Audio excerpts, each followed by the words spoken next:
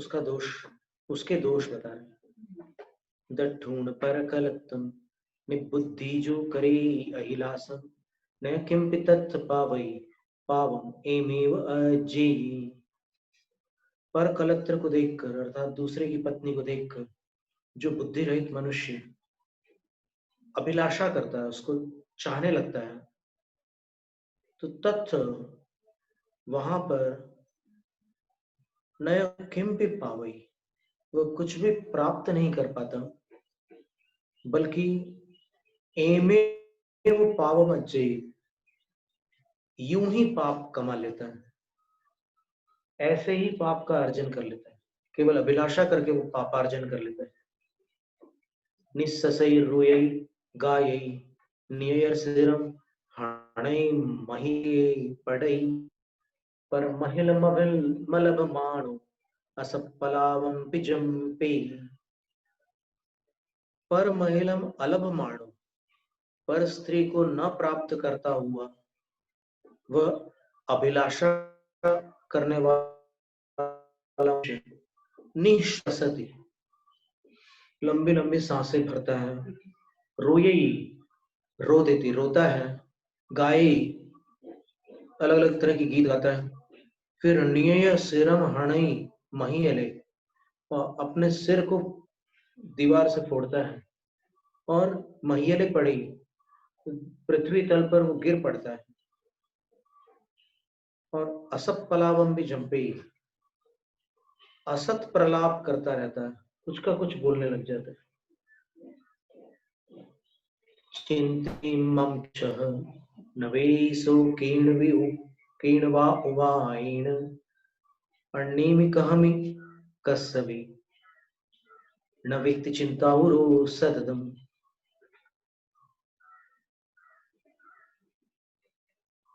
चिंतित, ऐसा चिंतन करता है कि मम किम इच्छे, वो मुझे कैसे चाहने लग जाए, न वे, तो उसको समझ में नहीं आता, साफ केण वा उवायेन, फिर सोचता है कि क्या उपाय करूं, फिर अन्य में कहूं, दूसरे से कहूं कि उसको तू मेरे लिए अनुकूल बना दे, तो कस्सबि न वेत्ति, अब किसको कहूं ये नहीं समझ में आता।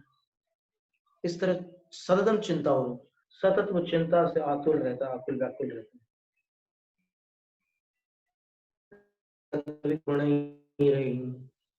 मिठम पे भोयणम न भुंजे निदम पे अलह माणो अच्छे विरहेण संतत्तु। उसको कहीं भी प्रीति का अनुभव नहीं होता, और मीठा भोजन भी उसको करना पसंद नहीं आता, और निद्रा को भी न प्राप्त करता हुआ वह विरह से संतप्त रहता है।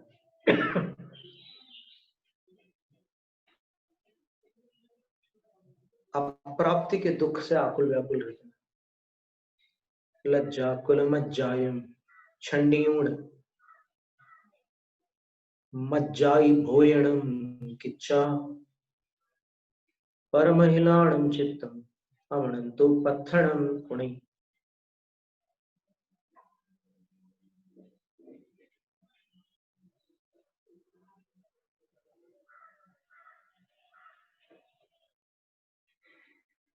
लज्जा को और कुल मज्जायम यानी कुल की मर्यादा को छंडियूण छोड़ करके वह परस्त्री में आसक्त हुआ मनुष्य, जिसको अभिलाषा हुई है, प्राप्त नहीं हुई है स्त्री, वह मज्जाई भोयणम किच्चा, मदिरा आदि का सेवन करने लग जाता है,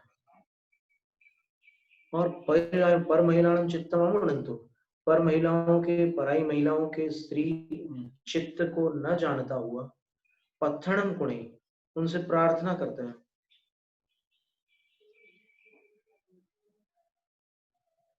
निच्छन्ति जैविताओ उवयार सयाणि कुणै दहवे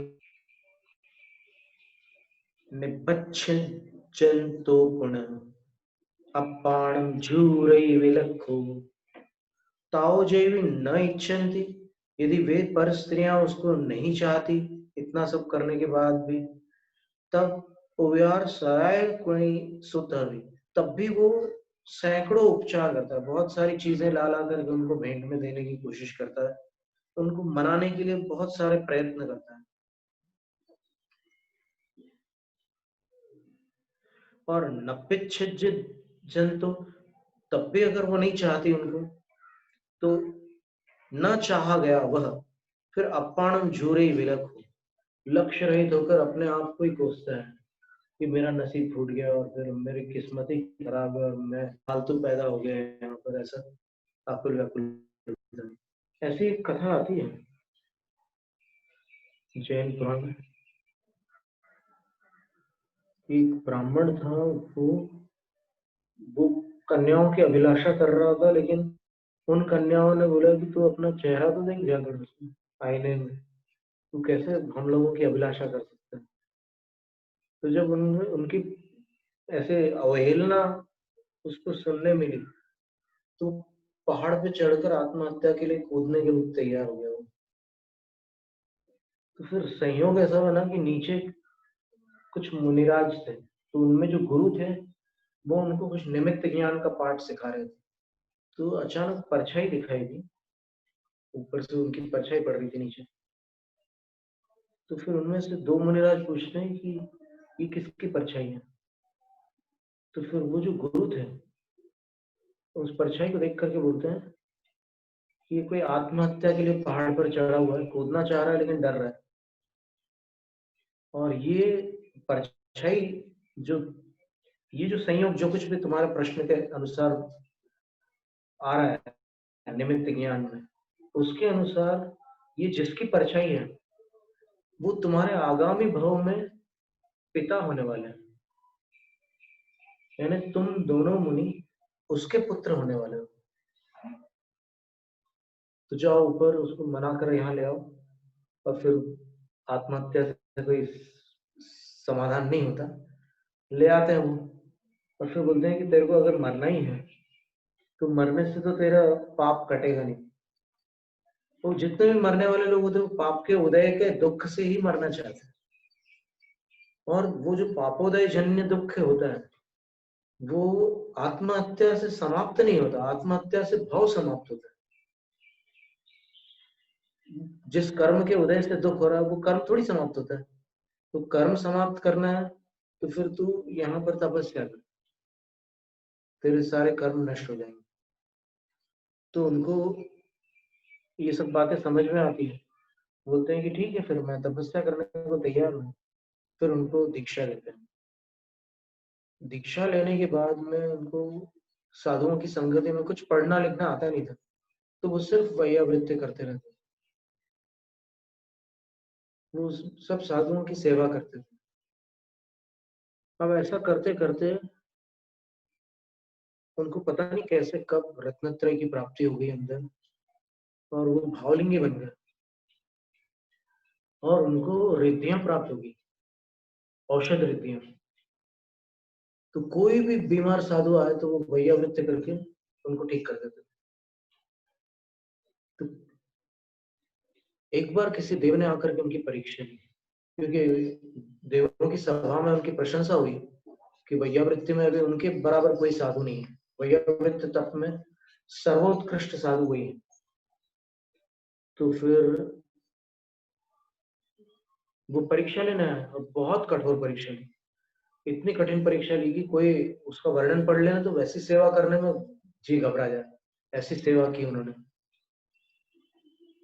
तो वो देव जो था पानी पानी हो जाता, एकदम अपना असली रूप प्रकट करके चरण पकड़ लेता और कहता है कि मैं आपकी परीक्षा करके मुझे जो पाप लग रहा है वो मैं कहाँ किस जन्म में काटूंगा, आप मुझे आशीर्वाद दे दो और मुझे क्षमा करो। तो ऐसा करते करते जब उनकी संलेखना का समय आता है तब उनको वो सब याद आ जाता है, पुराना घटनाक्रम। मैं तो एकदम शुद्ध भावलिंगी साधु थे, लेकिन उस समय उनको वो याद आ जाता है घटनाक्रम कि मुझे सब लोग कैसे तिरस्कार करते थे मेरा, और मैं आत्महत्या करने चला गया था और मुझे यहाँ पर दीक्षा प्राप्त हो गई, और ये सब हो जाता है उनके मन में। तो उनको ऐसा लगता है कि इस जीवन में मैंने बहुत तपस्या कर ली, मैंने और निस्वार्थ भाव से मैंने इतनी तपस्या की है कि कोई दुर्लभ है वो तपस्या। तो उनके अंदर थोड़ा सा निदान ध्यान हो जाता है कि इस तप का फल मुझे आगामी भाव में ऐसा मिले कि मैं जहां चला जाऊं वहां पर छा जाऊं, ऐसे उनकी इच्छा हो जाती है।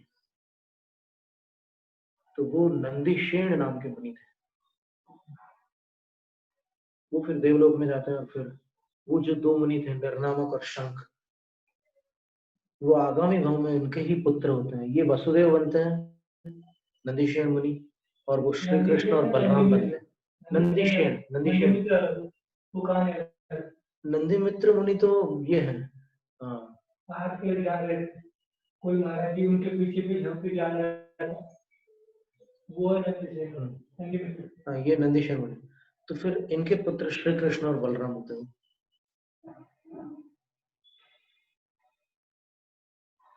ये अनंतनाथ भगवान के काल की बात, तीर्थंकर नहीं, अनंतनाथ विमलनाथ भगवान के समय की बात है। विमलनाथ भगवान के समय बहुत सारी घटनाएं हुई है। पूरा मेरु मंदिर पुराण भी उनके समय का है, और फिर स्वयंभू नारायण की कथा भी उनके समय की है। फिर ये सारी घटना, सत्य घोष की घटना उनके समय की। बिल्कुल वही तो, नदी में विद्याधर विद्याधर नहीं किया। तो ये इतनी सी अभिलाषा जो थी, तो यहाँ पर तो वर्णन ये चल रहा था कि किसी को अगर स्त्रियां नहीं पसंद करती तो फिर उसको उसकी अवहेलना करती है। तो फिर निबच्छिज्जन्तो निबच्छिज्जन्तो गुण अपाणम झूरे विलग, अपने आप में झूरता रहता हूँ, बिल्कुल अपने आप को समझता है कि मैं क्यों पैदा हुआ, बेकार है मेरा जीवन। पृथक जन दुर्लभ है। आचार्य गुणभद्र स्वामी ने कहा है कि स्त्रियों का जो सौंदर्य है वो मूर्खों को दुर्लभ लगता है, यानी मूर्ख उनसे प्रीति करते हैं। वस्तुतः जो विवेकी हैं, जैसे आचार्य गुलाब भूषण महाराज जी कहते हैं कि मीट मार्केट देख लो, अगर वो जो मांस के लोथड़े हैं वहां पर लटके हुए हैं, उनको अगर अच्छे पैकिंग कर दो और फिर अच्छी डिजाइनिंग बना दो तो फिर वो सुंदर लगने लग जाएंगे, पर अंदर से क्या है? तो वही स्थिति है शरीर की। तो फिर क्या उसमें प्रीति करना? पृथक जन दुर्लभ कलत्र कलेवर। आचार्य गुणभद्र स्वामी ने यही लिखा कि जब भी कभी स्त्री के शरीर के प्रति राग उत्पन्न हो तो फिर एकदम अंदर से यही शब्द याद करना, ये मूर्ख जनों के लिए दुर्लभ है। और फिर ये महाराज जी तो कह रहे हैं कि मीट मार्केट का ही याद स्मरण कर लेना बस। तो वो झूरे व्याकुल व्याकुल होता है वो, और फिर क्या करता है?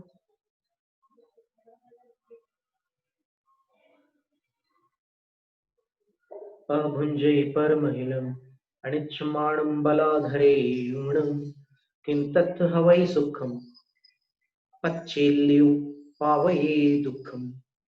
और कभी वो अपराध मार्ग पर जाकर उसका अपहरण करके फिर जबरदस्ती करता है, तो जबरदस्ती करने पर भी क्या वहां सुख प्राप्त होता है? हो ही नहीं सकता, बल्कि वो भी एक प्रकार का दुख ही रहता है। काव्य पाव बोला असै निम्नासीण नियसीलम संयमेव पच्छियाओ ओरोह वसेन अपाणम। जैन धर्म में जबरदस्त तपस्या नहीं है, तपस्या जबरदस्ती अन्य धर्मों में जबरदस्त है।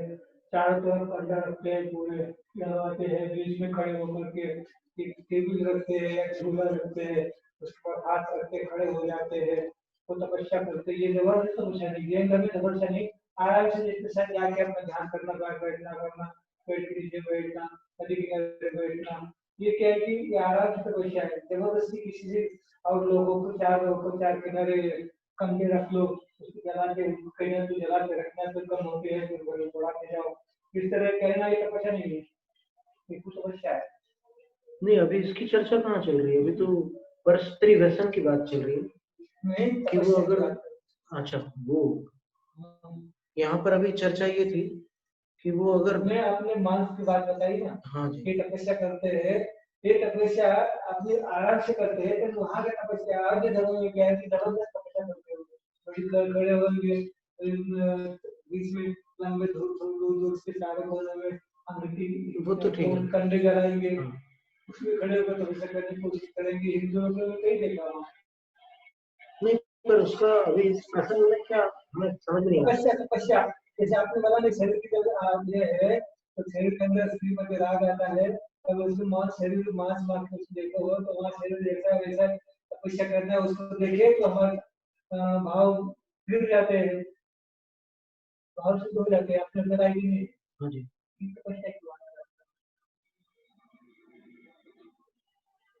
थोड़ा और हमें थोड़ा जटिल लगा। हाँ, समझ में नहीं आ रही। नहीं, आपने अभी कहा है कि नहीं, हमने ये कहा कि शरीर के प्रति प्रीति का कैसे अपन निवारण करें, तो उसके लिए तपस्या तो गुणवत्ता वही है, है। वो भी एक तपस्या है, अच्छा, वो भी तपस्या ही है। ब्रह्मचर्यम परम तप, ये जो आप कह रहे थे, ठीक है, सही बात। तो ब्रह्मचर्य भी महान तप है, परम तप है। तो जैन धर्म में भी ब्रह्मचर्य का बहुत कठोर पालन किया जाता है। अन्य धर्मों में नहीं करते।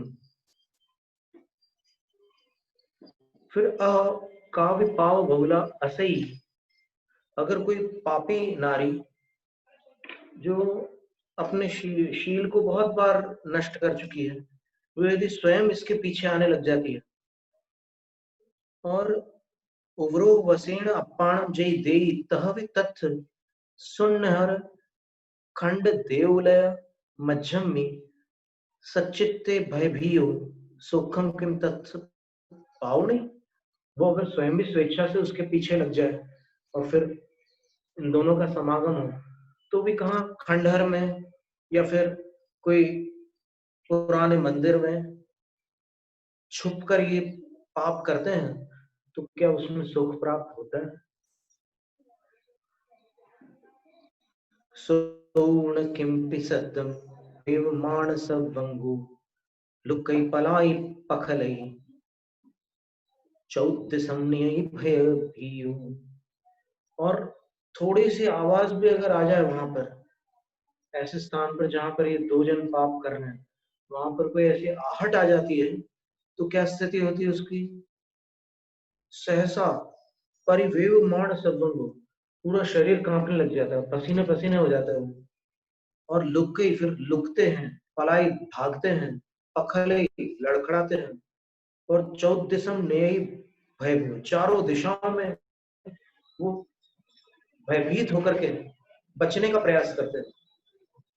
जय गुण कीर्ण विधि सही निश्चय तो बंदी निभके हम चोरस निगहम सो तत्थ विपाव नहीं सविशेषम। और अगर कोई उसको देख ले उन लोगों को, तो फिर बांध कर वो अपने यहाँ ले जाते हैं, और चोर का जो दंड होता है वो उसको प्राप्त होता है। और सभी से कुछ खास और दंड मिलते हैं उसको जो कुशील संबंधी होते हैं। पेच्छा मोह विनडिन हो लोगो दठुण ये संदोषम पच्चखम तह विखलो परथि परिथि महिला सदि दुचित्तु।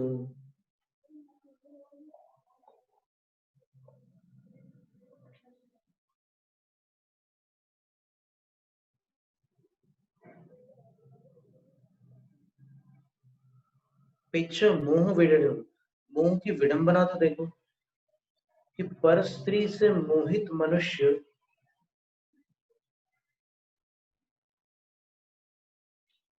इस पापी की दुर्दशा को देख करके भी अपने दुष्ट मन के कारण पर स्त्री की अभिलाषा करते हैं। परलो यम्यनंतम दुखम पावणैः भव समुद्यमी परयारा पर महिला तम्मा तिविहीन बज्जिजा। फिर परलोक में भी इस समुद्र में वह अनंत दुख को प्राप्त होता है। इसलिए पर दारारूप जो पर महिलाएं हैं, तिविहीन वज्जे च, मन वचन का ऐसे त्याज्य। रज्जभंसम वसनम 12 संवत्सराणि वर्णवासो पत्तोतहावमानम जूयेन जुहट्ठिलो राया। अब सप्तव्यसन के दोषों का वर्णन करते हुए बता रहे हैं कि किसने कौन से व्यसन से कैसी अवस्था प्राप्त की थी इतिहास में। तो रज्जभंसम वसनम 12 संवत्सराणि वनवासम, उस व्यसन के कारण, उस जुए के कारण जुहट्ठिलो राया, युधिष्ठिर नाम का जो राजा था, उसने 12 वर्षों के वनवास को प्राप्त किया और तहा अवमानम, उसी प्रकार अपमान को भी प्राप्त किया था।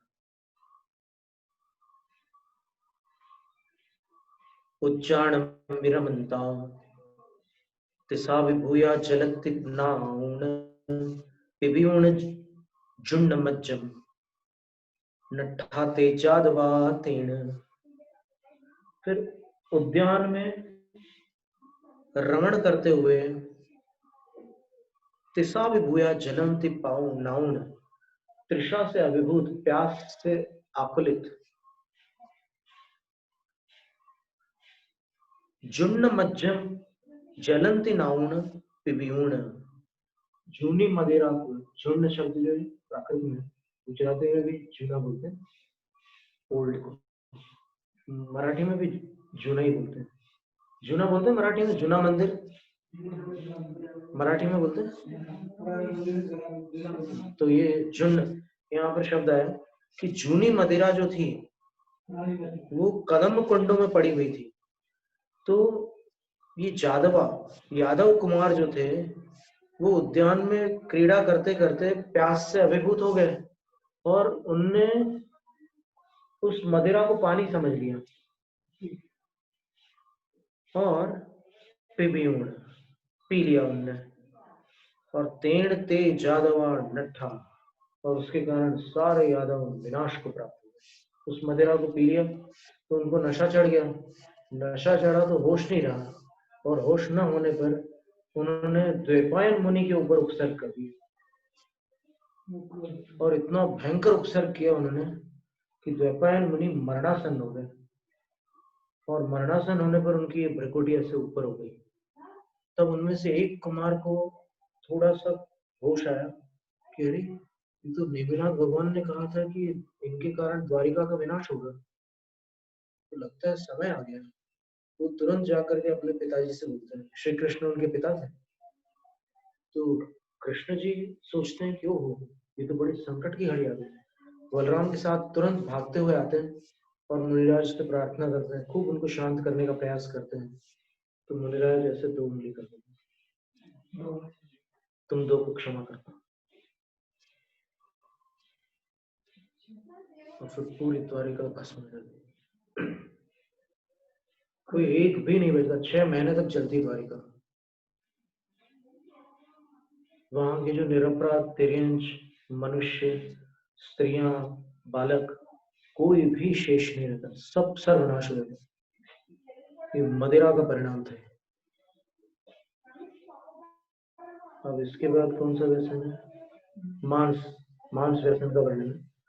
मनसा सणीण गिद्धो वगरखो एग चक्रणयरम्मी रज्जाओपभट्टो अयसेनो गौणरयम्।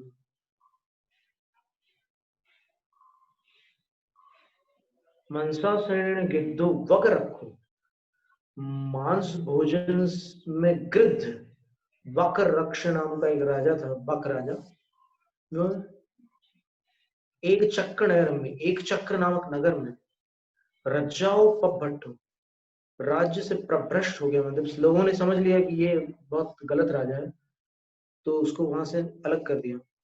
और अयसीण मोह, अयश पूर्वक मरण को प्राप्त हो गया और गौ नरक को प्राप्त हुई। इसके बाद वेश्या में आसक्त दृष्टांत है, वेश्याशक्ति का दृष्टांत है। सब निगुण बुद्धि वेसा संगेण चारुदत्तो भी कयूण धनम तत्तु दुखम परदेश गमनम च।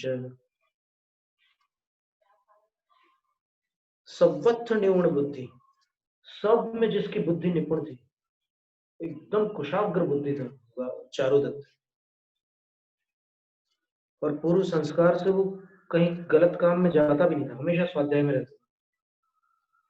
लेकिन उसके काका ने उसको वेश्या में फंसा दिया, तो वैसा संगीण चारुदत्त भी, वेश्या के संग के कारण चारुदत्त भी धनम खयूण, धन का क्षय करके दुखम पत्तो, दुख को प्राप्त हुआ, और परदेश गमनम से, और परदेश में भटकता रहा। उसको क्या था कि जब 12 वर्ष हो गए वो वेश्या के यहाँ रहते रहते, और उसके सारा धन खत्म हो गया, उसकी पत्नी और उसके घर के सारे आभूषण तक उसने बुलवा लिए, वेश्या की माँ ने। और उसके बाद जब आभूषण, लास्ट में आभूषण आया, तो फिर वो जो वेश्या थी, बड़ी वेश्या जो, वो समझ गई कि अब आभूषण आ रहा है, इसका मतलब इसका खजाना खाली हो गया। तो वो अपनी पुत्री को समझाती है कि अपन किसी के नहीं होते, अपन सिर्फ इससे संबंध रखते हैं, धन से, तो अब ये किसी काम का नहीं, इसको फेंक दे। तो फिर वो जो कन्या, वो उसकी बेटी थी जो वेश्या की, वो उसमें आसक्त थी, वो चारुदत्त। बोले कि 12 वर्ष तक जिसके साथ मेरी प्रीति रही है, उसको मैं कैसे छोड़ सकती हूँ।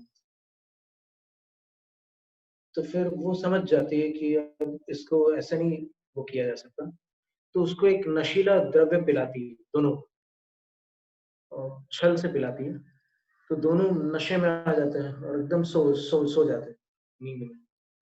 तो तब वो चारुदत्त को उठा करके शौच कूप में फेंक देती, माने पूरे मल के अंदर फेंक देती है, तो पूरा शरीर उसका मल से व्याप्त हो जाता है। और फिर जब वो बाहर निकलता है, उसको जब होश आता है, तब उसको लगता है ये क्या मेरी दशा होगी। फिर वो कहीं से स्नान आदि करके फिर अपने घर जाता है, तो पत्नी को देखता है और माँ को देखता है, तो बड़ी दुर्दशा थी उनकी। फिर वो बोलता है कि मैं कुछ कमाई करके लाता हूँ, मैं भटक गया था। तो उसका काका रुद्रदत्त फिर से मिल जाता है, दुष्ट। तो वो फिर कोई और दूसरा षड्यंत्र वो करता है, लेकिन फिर उसमें चारुदत्त जो है वो वो कुछ किंचित फंस तो जाता है, लेकिन फिर बाद में वो बच जाता है, और फिर वो काका जो था वो फंस जाता है। और फिर अच्छी लंबी कथा है, चारुदत्त की बहुत सुंदर कथा है हरिवंश पुराण में। अंत में फिर वो दीक्षा लेकर के सर्वार्थ सिद्धि को पाता है। चारु वेश्या व्यसन की अद्भुत कथा है। इसको नहीं छोड़ा, कीर्तन कर को बड़े बड़े लोगों को नहीं छोड़ा। हम कौन से खेत की मूली है। अब शिकार व्यसन की कथा है। पूर्ण चक्रवर्ती 14 रैणाह्योऽपि संपत्तो मरीयुण बंधदत्तो निरयम् पारधिरमणेन। चक्रवर्ती होकर 14 रत्नों का अधिपति होकर भी ब्रह्मदत्त नाम का जो अंतिम 12वां चक्रवर्ती था, वह पारधी रमणीय, शिकार में रमण होने के कारण, शिकार से प्रीति करने के कारण मरीयुण मरकर निर्यम संपत्तु सप्तम नरक को प्राप्त हो गया। इनकी कथा भी बहुत भयंकर है। असली में ये शिकार करने गए जब, तो फिर रास्ते में एक वृक्ष के नीचे इनको कोई मुनि महाराज दिख गए, और जब शिकार नहीं आया पकड़ में, तो फिर इनने ये समझ लिया कि इसको देखने के कारण मुझे शिकार नहीं मिला, बोलिए अपशकुन था।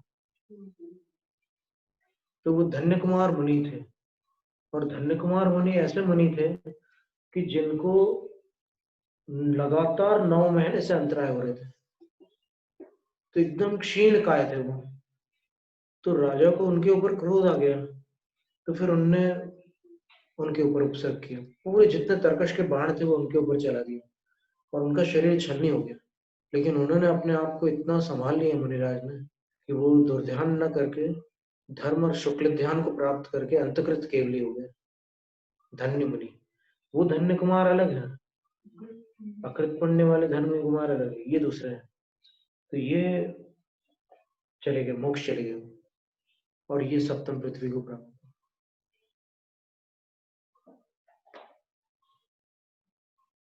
इसके उपरांत चोरी, चोरी के दोष से किसको क्या हानि हुई वो बता रहे।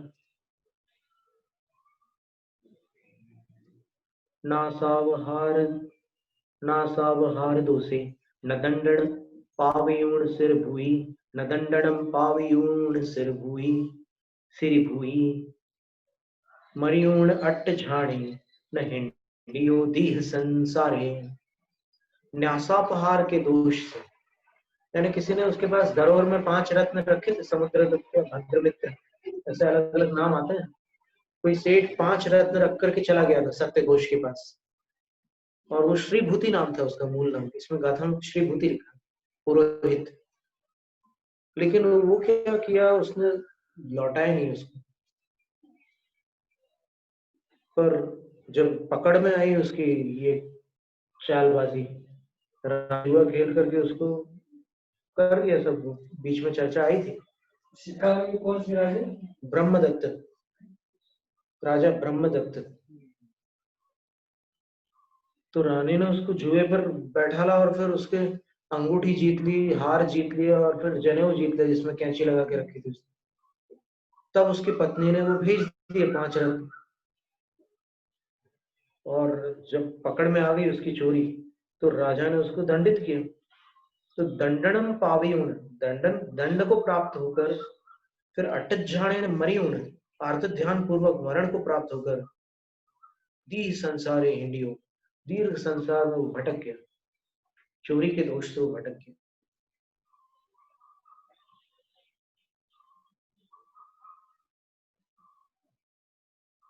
अब पर स्त्री का जो दोष था उसके बारे में वर्णन है।